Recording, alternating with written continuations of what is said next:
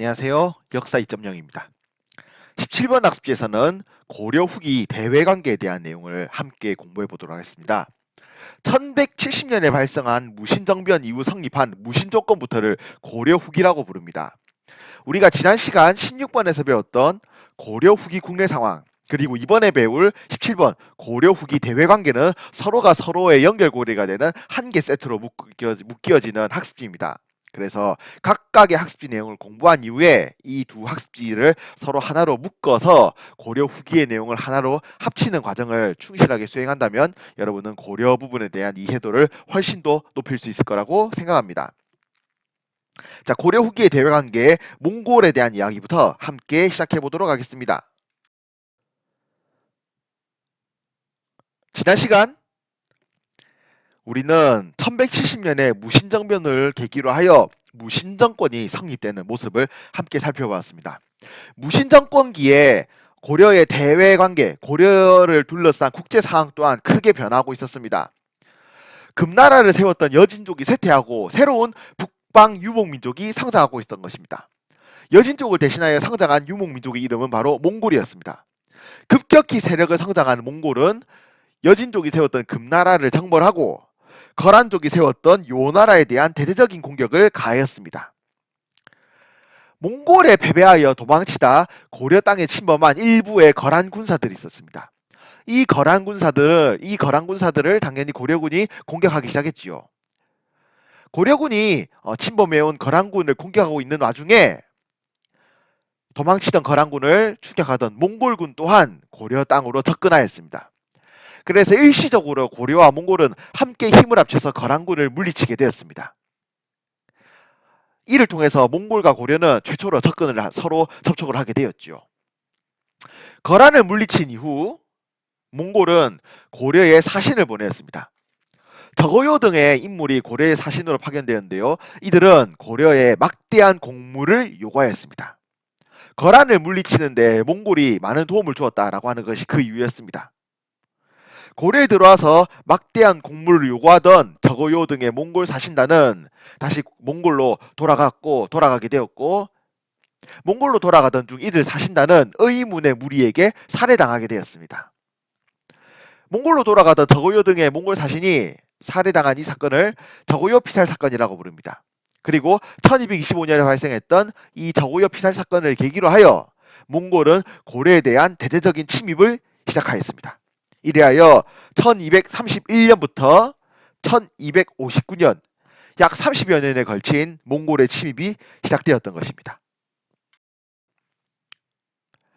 17번 학습지 VS를 기준으로 하여 좌측은 몽골의 침입, 그리고 몽골의 침입 과정에서 고려가 입은 피해를 정리해 놓은 겁니다.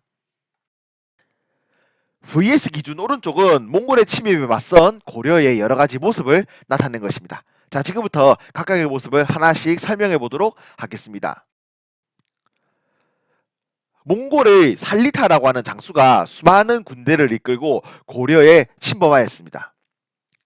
몽골의 침입을 받는 과정에서 수많은 고려의 문화재들이 파괴되었는데요. 가장 대표적인 곳을 꼽자면 초조대장경, 그리고 황룡사 구축목탑 등이 있습니다.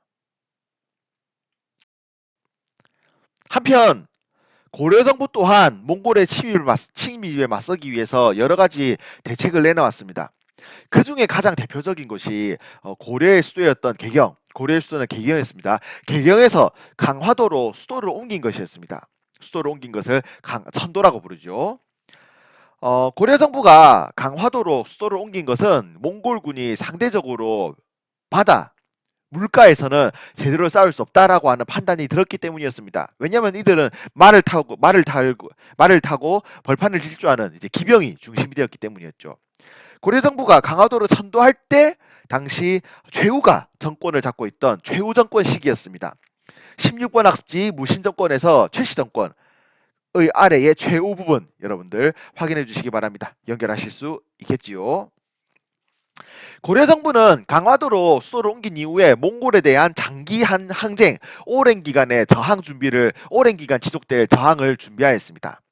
한편 고려 정부가 강화도로 천도한 이후 본토에 남아있는 수많은 고려인들은 제각기 알아서 몽골에 맞서 저항하였습니다.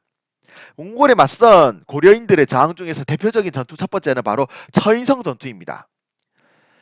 김윤우라고 하는 승려가 서인성에 있는 노비들을 이끌고 몽골군에 맞서 싸웠는데요. 김윤우는 이 싸움에서 몽골 장수였던 살리타를 사살하는 큰 성과를 거두기도 합니다. 몽골군에 맞선 고려의 대표적인 저항 두 번째는 충주성 전투입니다.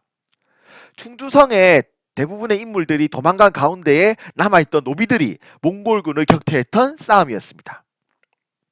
이렇게 본토에서 처인성, 충주성 등에서 수많은 고려인들이 몽골군에 맞서 싸우고 있을 때 강화도로 수도를 옮겼던 고려 정부도 몽골을 물리치기 위한 여러 가지 방안을 마련합니다. 그 중에 가장 대표적인 것이 팔만 대장경 제작이었습니다. 대장경이란 나무로 된 판, 목판이라고 하죠. 목판에 부처님의 말씀을 새겨 넣은 것을 말하는 겁니다.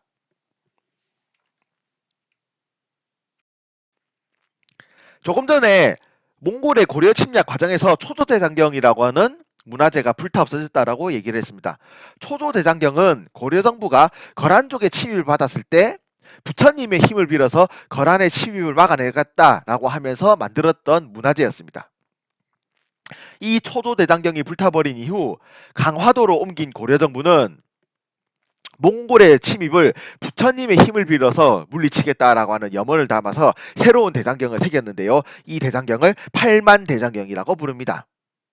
자, 참고로 여러분들 각주 6번에 보면 개경의 고려정부라고 되어 있죠. 개경의 고려정부가 아니라 강화도의 고려정부라고 고쳐주시기 바랍니다. 자, 이렇게 해서 몽골의 침입 그리고 몽골의 침입에 맞섰던 고려인들의 여러 가지 모습을 살펴보았고 뒷면 학습지에서 몽골의 침입 그리고 맞서 싸우는 고려인들의 여러 가지 저항 모습이 담긴 지도를 볼 수가 있습니다. 네, 각자 지도 내용도 확인해 주시기 바랍니다.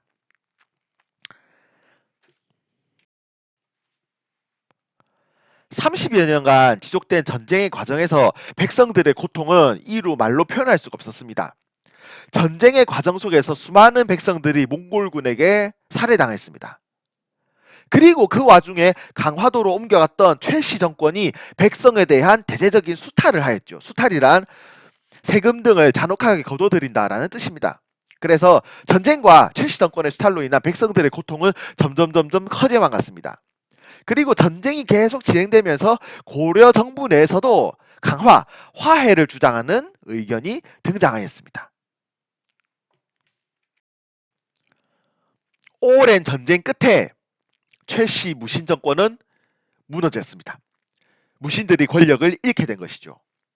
그리고 1259년 고려 정부는 몽골과 강화, 화해를 하고 1270년 개경으로 다시 돌아오게 되었습니다. 환도란 수도를 되돌리다라고 하는 뜻입니다.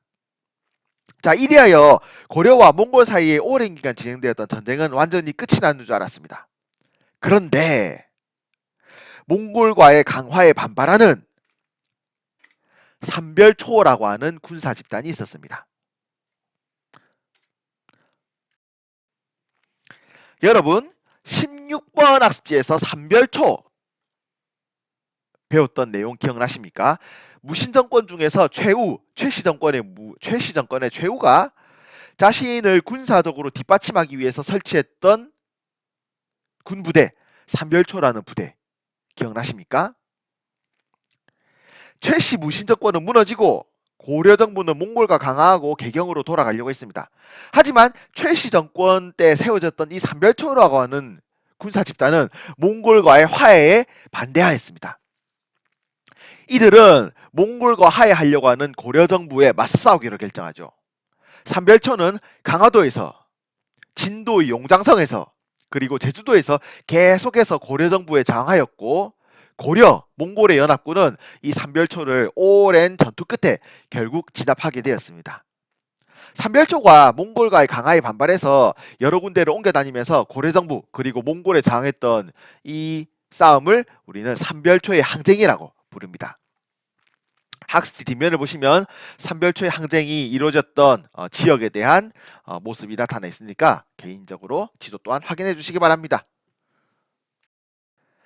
삼별초의 항쟁을 끝으로 전쟁은 완전히 막을 내렸습니다. 고려와 몽골은 화해하게 되었죠. 자, 여기서부터 우리가 16번 학지에서 배운 내용이 다시 한번 반복이 됩니다. 몽골은 이후 나라 이름을 원나라로 고칩니다. 원나라는 고려에 대해서 각종 간섭을 실시하였다고 했습니다. 원나라가 고려에 대한 각종 간섭을 실시했던 이 시기를 원간섭기라 부르고, 특히 원나라의 힘을 등에 업은 권문세족이라고 하는 지배층이 등장하면서 고려 사람들이 많은 어려움을 그리고 고통을 겪게 되었다라고 얘기했습니다. 하지만 시간이 지나면서 원나라의 힘이 약해지게 되고, 원나라의 간섭에서 벗어나기 위한 공민왕의 반원 개혁이 실시되었습니다.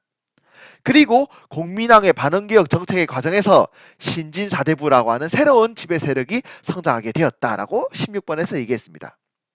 그리고 공민왕의 개혁이 진행되는 과정에서 동시에 북쪽에서는 중국의 붉은 수건을 두른 도적대인 홍건적이, 그리고 남쪽에서는 일본의 해적대인 왜구들이 침입하는 혼란스러운 상황이 계속해서 진행되었다라는 내용도 공부를 했습니다. 자, 지금부터는 이 홍건적 왜구의 침입에 대한 내용을 조금 더 상세하게 살펴보고 이들을 어떻게 고려가 물리쳤는지에 대한 내용도 공부해 보도록 하겠습니다. 중국의 붉은 수건을 두른 도적대인 홍건적은 1359년, 1361년 두 차례에 걸쳐서 고려를 침범하였습니다. 일본의 해적대였던 왜구는 1350년부터 89년까지 끊임없이 고려의 바다들 괴롭혔습니다. 이들 홍건적과 왜구를 격퇴하는 과정에서 공을 세우고 고려인들 사이에서 이름을 알리는 무인들이 등장하게 되었습니다. 이들을 신흥무인 세력이라고 부릅니다. 무신 정권이 몰락하고 무신들은 권력을 빼앗긴 상황이었습니다. 하지만 홍건적과 왜구를 격퇴하는 과정에서 다시 한번 일부 무인들이 권력을 얻고 그 이름을 널리 알리게 되었던 것이죠. 자, 학습지 뒷면 세 번째 지도를 보시면 홍건적 왜구의 침략, 그리고 이에 맞섰던 고려의 여러 장군들의 이름이 나옵니다. 자, 그러면 여러분들 16번 학습지 내용 잠깐 기억해 보시기 바랍니다. 공민왕의 개혁을 거치면서 신진사대부라고 하는 세력이 성장하였습니다.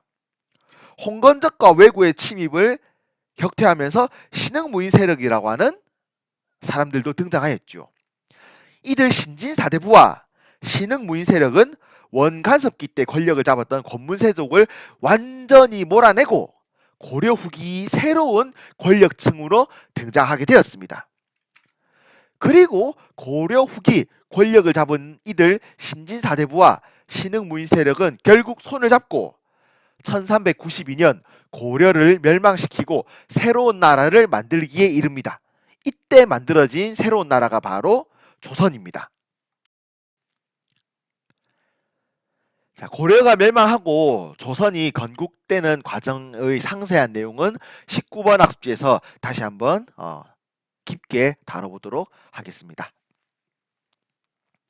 자, 이렇게 해서 고려 후기 대외관계까지 우리가 마무리를 지어보았습니다. 12번부터 17번까지는 고려에 대한 내용입니다. 함께 저와 계속 영상을 보면서 공부해 왔다면 아시겠지만 12번에서 17번까지의 내용은 하나로 합쳐서 한판 정리를 할 수가 있습니다. 여러분들 시간이 조금 걸리겠지만 큰 종이 하나 구해서 12에서 17까지 내용을 한 장으로 정리하는 과정 한번 시도해 보시기 바랍니다. 시간이 걸린 만큼 큰 효과 볼 수 있을 것이라고 선생님은 장담합니다. 네, 고려의 한판 정리는 여러분들 개인의 몫으로 넘기기로 하고요.